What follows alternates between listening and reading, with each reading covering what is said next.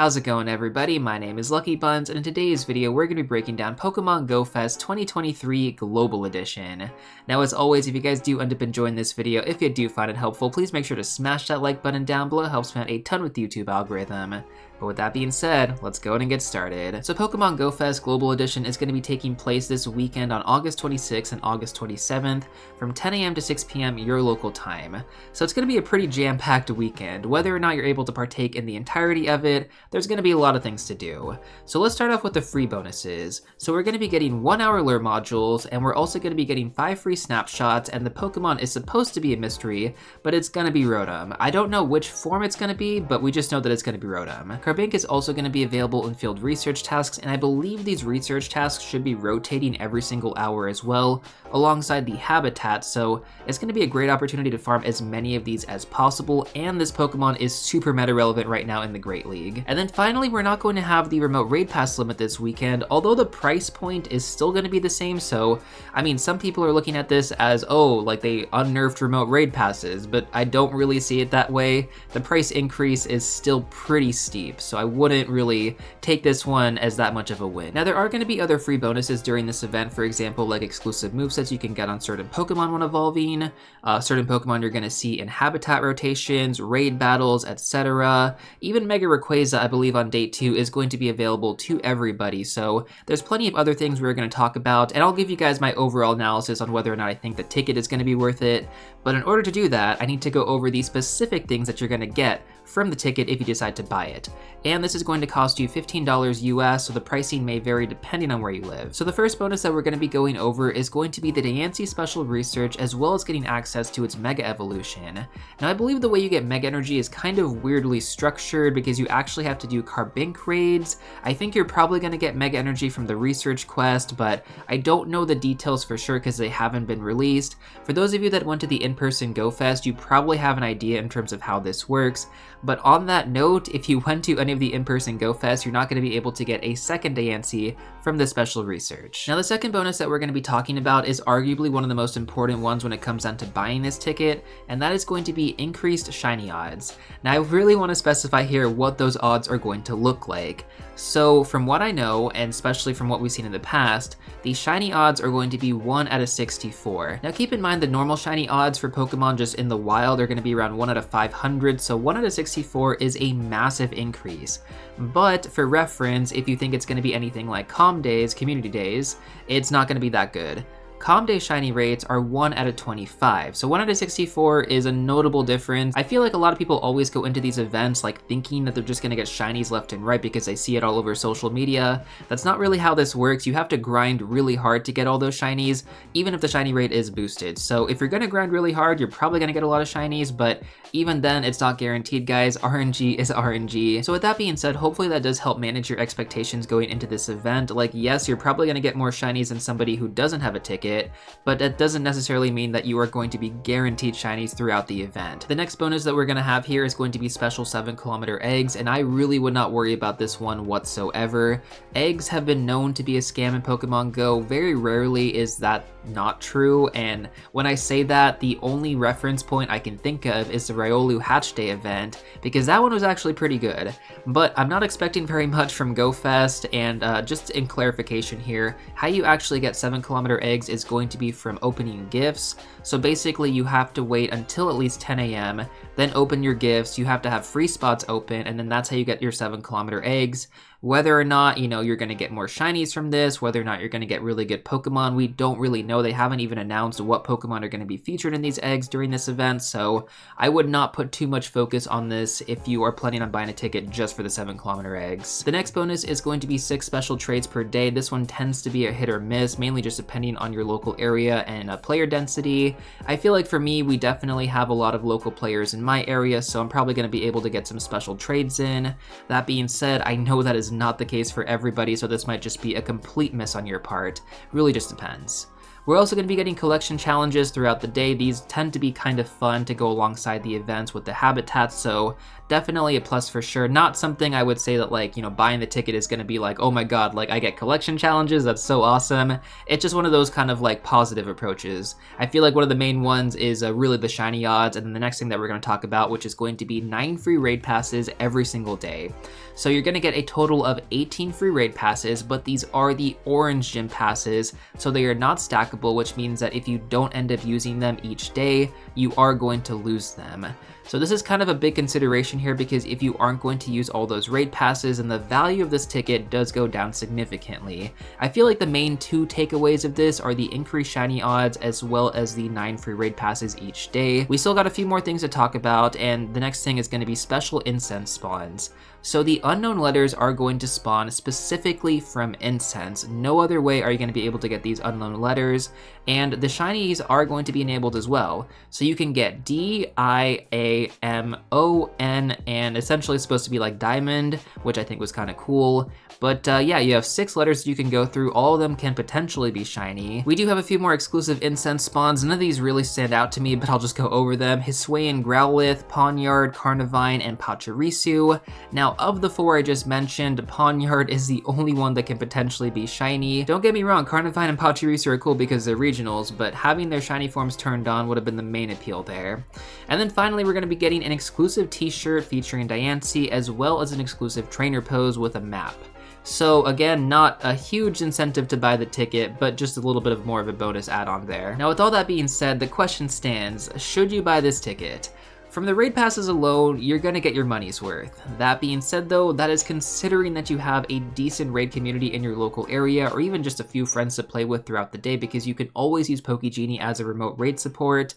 But if you're not going to use up all these raid passes, then yeah, the value of this ticket does go down. Like, you're essentially looking at like an $18 value if we went for like a 1-to-1 on a raid pass, because you have to use these ones in person. You can't use them as remote raid passes.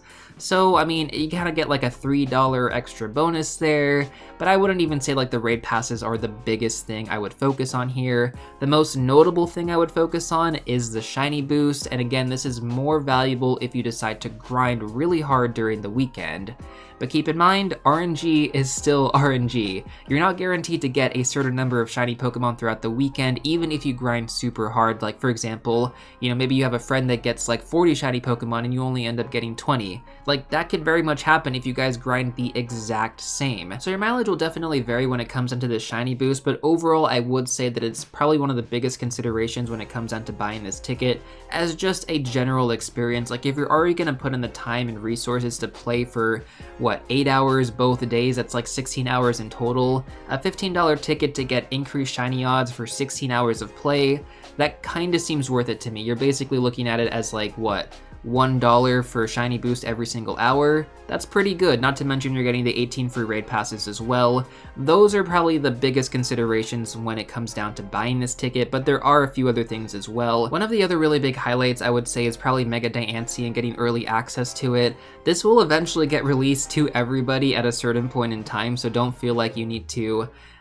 get this right away. It's gonna be okay if you have to wait a little bit and get it later on. Like, it's not meta breaking. You can always run like Mega Tyranitar, for example. So really, when it comes down to it, the main factor I would consider when deciding if you want to purchase this ticket is, are you going to be playing a lot over the weekend? If the answer is yes, then purely based off the increased shiny odds, this should make your experience a lot more enjoyable. Combined with the free raid passes and Pokegenie, you're definitely gonna get your value.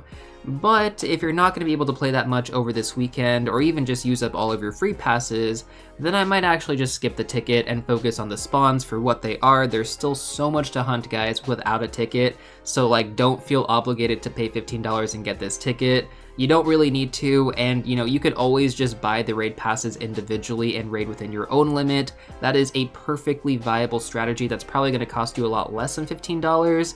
So really, it just depends on how much you are going to be playing this weekend, as well as how much you're going to be raiding. The Primal raids are kind of difficult to take down. Like, Primal Kyogre is not easy to take down. Primal Groudon's a little bit easier to take down. And Mega Rayquaza shouldn't be that bad, but again, like, these are all really, really difficult raid bosses. If you don't have the people in your local area, it's gonna be really challenging. So hopefully all of that does make sense when it comes down to buying this ticket. Again, the value perspective is pretty much how I would look at it. If you agree or disagree, or maybe find something else more valuable, let me know in the comment section down below. But there's still a lot of free bonuses that I want to go over right now, so let's jump into the next thing, which is going to be legacy movesets from evolving certain Pokemon. So there are a few Pokemon here. We actually have a total of 8 Pokemon. The first one is going to be Butterfree, and is going to get the exclusive fast move, or the legacy fast move I should say, Bug Bite. Now unfortunately for Butterfree, this is not going to make it meta in PvP, but it might be used in special cups, so if you have some Caterpie with really good PvP IVs, I guess you could evolve it, but I wouldn't put too much focus on this one. The next one is going to be Sandslash with Night Slash. Again, not a Pokemon I would put too much focus on, it's really not that great. Clefable with Pound, again, not a Pokemon that you really need to focus on getting Pound for, because Fairy Wind as a fast move is ideally better. There could be meta shakeups in the future, and I could be wrong about this because I'm not predicting far enough ahead, but as of the current time of filming this, it is not that meta relevant. Fairy Wind is the more optimal choice, so don't worry about evolving it during this event. The next Pokemon is going to be Flygon with Earth Power, so specifically here, Shadow Flygon actually has some nice play in the Ultra League. So if you have some Trapinch, some Shadow Trapinch laying around with frustration already tammed away, then definitely take advantage of this opportunity. Even the regular variant is okay as well, but it's not as good as the Shadow. So Flygon I wouldn't really worry about too much. If you have it, you have it. If you don't, it's okay. The next Pokemon though, not the same scenario. That's going to be Salamence with the exclusive Comday moveset, Outrage. This is absolutely worth adding if you have some really good IV Bagon saved up, or potentially even catch some during this event, because Bagon is going to be one of the featured Pokemon. And this holds double as true for the Shadow Bagon if you already have Frustration TM'd away. If you don't, that's a bit unfortunate, but it's totally fine. Not everybody anticipates like having this stuff ready this far in advance unless you've already been like a long-term player. So for newer players, I wouldn't worry about this one too much. You still want to prioritize getting a really good IV spread on at least one of your Bagon, because Salamence does have a Mega Evolution. And it's really, really good. So yeah, Salamence, huge opportunity here to get Outrage on it. The next Pokemon is also a super awesome one that you want to add to your teams if you don't already have it with Meteor Mash. That is going to be Metagross. Seriously, this is such a banger of a Pokemon, guys. Like, it ranks as the best Steel type attacker in the game. The Shadow Pokemon, or sorry, the Shadow variant, I should say, is also a amazing counterpart. Like, ideally, if you were to run like the best team of 6, you would have Mega Metagross, which isn't currently in game, but you'd have to have that in its regular form, plus 5 Shadow Metagross, all with Meteor Mash. And yeah, like, you could Elite TM these to get the exclusive movesets, but when we get opportunities like this is why we save those Shadows, and this is why we TM Frustration away on them, and wait literally like years for stuff like this to come around. So 2 amazing Pokemon right there. I feel like those are the 2 biggest takeaways. The next 2 Pokemon I'm going to talk about, they're okay, like Roserade with Bullet Seed as a fast move, and Weather Ball as a charge move. Like, its meta relevance is not super great, but it does have some pretty good play in the Ultra League, so if you want to build one, definitely more power to you. Licky with Body Slam, like, effectively you could use it in the Ultra League, but it's more beneficial, I would say, to save up the extra large candy on Licky, or Lickitung I should say, and then just build an extra large Lickitung in the Great League. You're going to get a lot more use out of that one, so don't waste your extra large candy trying to build a Licky for the Ultra League, unless you already have a Lickitung for the Great League. But really the main takeaways here are Salamence with Outrage and Metagross with Meteor Mash. Focus on those 2 and you should be chilling. Next up, let's talk about raids. So in 1-star raids, we have Pikachu with the crown, another costume Pikachu, you love to see it. And then we're also going to have Goomy available, but I do want to emphasize this, please don't get FOMO over Shiny Goomy. It's going to eventually have a calm day, guys. I guarantee it. Like, you can come back to this video and trust me. Like, it is going to have a calm day in the future. Please do not spend all of your raid passes trying to get a shiny Goomy during this event. In 2-star raids, we are going to have Carbink, probably a Pokemon I feel like most people are going to raid a lot just because it's so good in the Great League right now. In 3-star raids, we're going to have Snorlax with the cowboy hat. So Snorlax with the cowboy hat was actually one of the featured costume Pokemon during last year's Go Fest. It's kind of interesting how they incorporated that into raids this time around, but sooner or later, guys, everything does become more accessible to the player base. It just kind of like, in the beginning, you have that that FOMO aspect. Don't let it get to you. Trust me, everything eventually gets released to everybody later on. And then in 5-star raids, we're gonna have Primal Groudon and Kyogre on Saturday, as well as the first hour of Sunday. We also had them available in raids during this past week, so I mean, hopefully you guys were able to do some of them. They do not have their signature moves though, so Kyogre does not have Origin Pulse and Groudon does not have Precipice Blades, but if you end up getting the Hundo, then you can always use an Elite TM to get those movesets. It's not a huge deal, but definitely something I did want to note.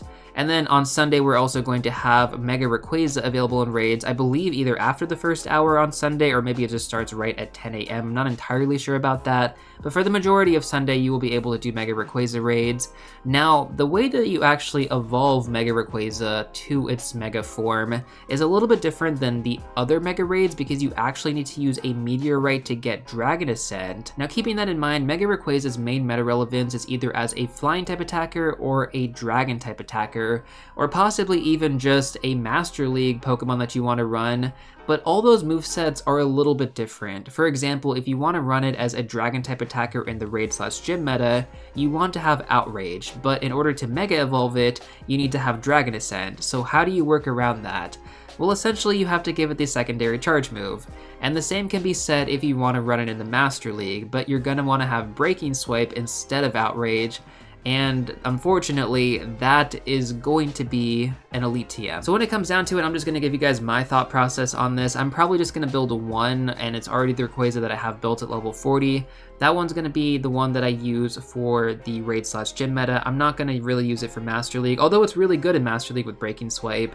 I feel like I would much prefer to use it as a Flying type as well as a Dragon type for the raid/gym meta, and then you can just alternate the fast moves depending on what you need to run it for at the current time. For those of you that actually plan on building 2 Rayquazas, let me know in the comment section down below. That's not personally something I could do because 2 level 50 Rayquazas, that's pretty crazy, and ideally I like to have dual functionality of Pokemon, and this is not one that I think I would really want to invest in, given that you're gonna have to raid a ton to get, what, like 600 extra large candy? That's a little bit ridiculous. So we've gone over pretty much everything except for the habitat rotation, so we're just gonna go over the rotations right now. We're gonna have the Quartz Terrarium, I'm not sure if I'm pronouncing that correctly.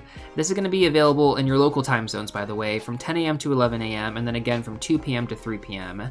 The next one is going to be Pyrite Sands from 11 a.m. to 12 p.m. and then again from 3 p.m. to 4 p.m. The third one is going to be Malachite Wilderness. I don't know if I said that first word correctly. From 12 p.m. to 1 p.m. and then 4 p.m. to 5 p.m. And then finally, we're going to have the Aquamarine Shores from 1 p.m. to 2 p.m. and then finally from 5 p.m. to 6 p.m. to wrap up the event. And then on day 2, you're going to have every single Pokemon available in non-habitat format. So that's probably the better day to just hunt everything. I always enjoy day 2 a little bit more than the habitat rotations on day 1, so don't stress too much about the habitats, just take it as you go. Literally click on everything because you're just wasting your shiny potential opportunities if you don't. I feel like some people, they go in like specifically hunting certain Pokemon and it never really works out. They're like, why didn't I get that many shinies? And it's because like you didn't click on everything. If you don't click on everything, then you're kind of killing your shiny chances at the same time. Like maybe it's not going to be the shiny that you wanted, but it's still a shiny, right? It's still kind of exciting. At least it is to me. Now, before we actually go over all of the habitat spawns, I also want to mention that Pikachu is going to be wearing a specific habitat crown in each of these habitats, so for a total of 4 different costume Pikachu. I don't know how this is going to work on day 2 just because we don't have habitats that day. I don't know if Pikachu's not going to spawn, or if we're just going to have like random Pikachus with crowns everywhere we go. Difficult to say, but hopefully that is the case. Anyways, though, let's go over all of the habitat spawns right now, starting off with the Quartz Terrarium. So we're going to have Clefairy, Lickitung, Heracross, Miltank, Wurmple, Whismur, Skitty, Lovedisc, East Sea Shellos, Paneri, Audino, Fungus, and Morlul. So out of all these ones, Lickitung is notable, Heracross is a regional, so that one's definitely notable, and it also has a shiny form available. Anything else here? Audino is really good because it does give you a ton of Stardust. Fungus as well also gives you bonus Stardust. Everything else, kind of whatever. I mean, Wurmple is kind of a big one, I feel like, if you want to get the shiny sets for that, because that one is kind of tricky. Like, I don't have very much luck on that one. I've evolved like 3 shiny Wurmple and they've all turned into Dusknoon, so I need my Beautifly set. Hopefully I can get like another shiny Wurmple during this event, but let's move on. Pyrite Sands is going to be next, so we're going to have Sandshrew, Alolan Diglett, Psyduck, Girafarig, Shuckle, Trapinch, Gibble, Hippopotas, I always say that one wrong, Timber is a big one to actually have during this event. Joltik, Binacle, Helioptile, and Grubbin. So the other one I want to point out is actually Shuckle. This is a super good gym defender. I haven't put together my gym defender list video, but that is coming. Spoiler alert, that is coming. And outside of that, Timber is kind of the most notable one because that one is a 1-star raid exclusive Pokemon and also a 10-kilometer egg exclusive Pokemon, so Timber in the wild, kind of a big deal. Next up, we're going to have the Malachite Wilderness spawn, so these are mainly just going to be bug-type Pokemon. So we got Caterpie, Bellsprout, Scyther, Snorlax wearing a cowboy hat. Once again, this was the featured Pokemon. Featured costume Pokemon during last year's in-person Go Fest. Spinarak, Remoraid, Roselia, Snover, Cottonee, Ferroseed, Stunfisk, Fomantis, and Oranguru. Oranguru is going to have its shiny debut during this event, so for shiny hunters out there, probably a big one to focus on. Out of the notable ones here, Snorlax with the cowboy hat, definitely a notable one. I feel like that's going to be one of the things people want to hunt. Ferroseed, also a really good Pokemon to have for the Great League and the Ultra League. Stunfisk, also another really good one to have for the Great League. And then finally, we're going to have the Aquamarine Shores, so we're going to have the featured Pokemon be Horsey, Lapras, Marill, Wobbuffet, Carvanha, Barboach, Bagon, Beldum, West Sea Shellos, Woobat, Timple, Gumi, and Marini. Marani? I'm probably saying that wrong. I know I've heard it for sure in the Sun and Moon anime, but I'm blanking on it right now, guys. It's been a long video. The notable ones here are Lapras for sure. That one's super good in the Ultra League. Wobbuffet, definitely try to focus on this one for the extra large candy. That one's really good. Purified Wobbuffet is what you ideally want for the Great League. It's also a really, really good gym defender. Bagon and Beldum, I already talked about these earlier. Salamence and Metagross, you can evolve these to get their exclusive movesets during this event. Seriously, do not miss that opportunity. And then Gumi is going to have the new shiny form available, so yeah. Aquamarine Shores and Quartz Terrarium, probably the most notable ones. Keeping that in mind though, once again, I would not worry about, hunting down everything during these habitat rotations because on day 2, you're gonna have access to everything in the wild. Like it's just gonna be all over the place. And I feel like that is your best opportunity to hunt down, some of these Pokemon, especially when it comes down to their shinies. I've always had more luck on day 2 opposed to day 1. And with all that being said, that's basically everything you need to know for Pokemon Go Fest 2023 Global Edition. But we are not done yet. I still got some tips and tricks I want to give you guys, and yeah, hopefully you do find these helpful. Alright, so the first one is going to be the fast catch trick, especially if you guys are newer players. Most of you probably already know about this one, but for newer players, highly recommend learning this. This is going to increase your catch speed at tenfold. I have a full guide video I'm going to link in the top right corner right now. Definitely check it out.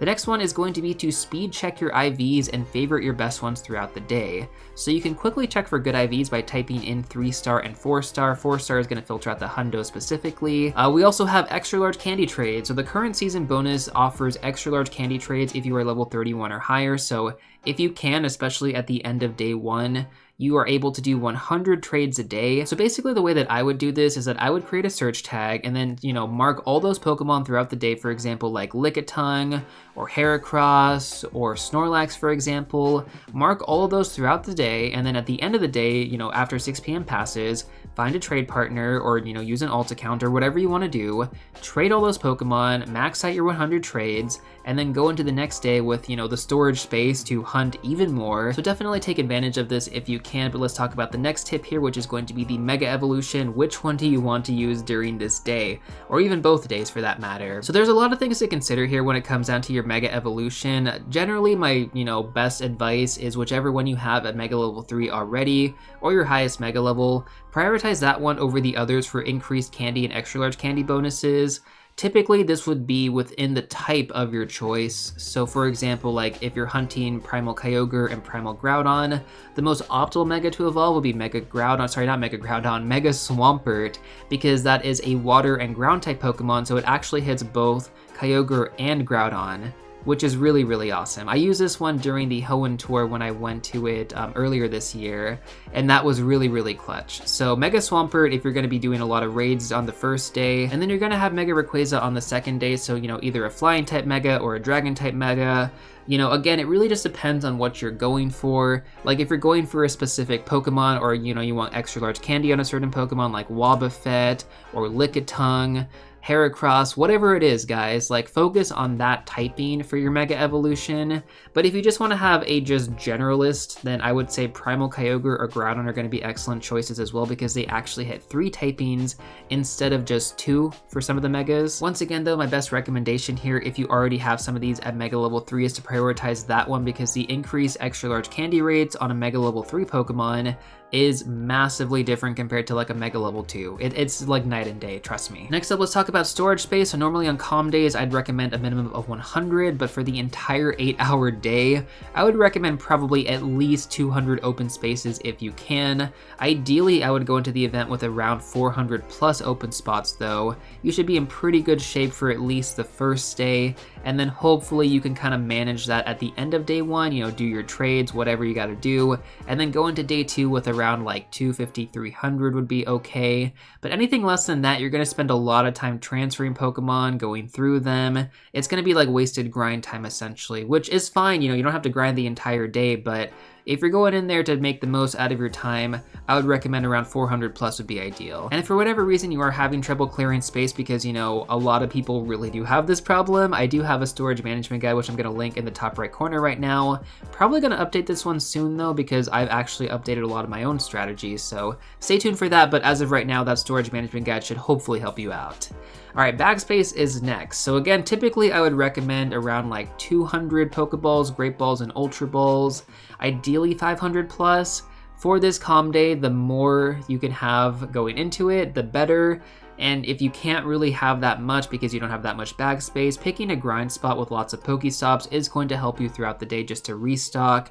Also, don't open your gifts until the event starts or until you get low on Pokeballs, because you are able to get more Pokeballs from opening gifts. When it comes down to Pineapple Berries, typically I'd recommend anywhere from 25 to 50. But for a day like this, 50 to 100 at the minimum would be my recommendation. There are going to be so many rare Pokemon throughout the day, and you're probably going to want to Pineapple Berry a lot of them. For example, Lickitung is a good example of that. Heracross for sure. That is going to get Pineapple Berried every single time I see one. And then finally, one of the most important things I gotta mention for a heavy day of grinding like this is going to be having your external battery packs ready and charged the day before, having sunscreen if it's going to be warm in your local area. It's going to be warm in my local area, so sunscreen for sure is going to be on my list. Having snacks are important. And of course, water bottles, enough water bottles to keep yourself hydrated throughout the day. You can always go buy more water bottles, or if they have like, you know, water stations or whatever, you know, do whatever you have to do to stay hydrated. I cannot stress that enough, guys. Drink a lot of water. It is going to help you out a ton. Anything with electrolytes as well, if you're going to be doing a lot of walking throughout the day, really, really important. Whatever your goals are for Go Fest, I hope you guys have a great time during this weekend event. I'm looking forward to hearing all about it. I'm probably going to put together a community post sometime Sunday night, so stay tuned for that. But yeah, that's pretty much everything I got for you guys. You know, if you're still looking for some more content after all this, you know, feel free to check out these 2 videos right here. But before you go, don't forget to smash that like button, subscribe, and I'll see you all real soon in the next one.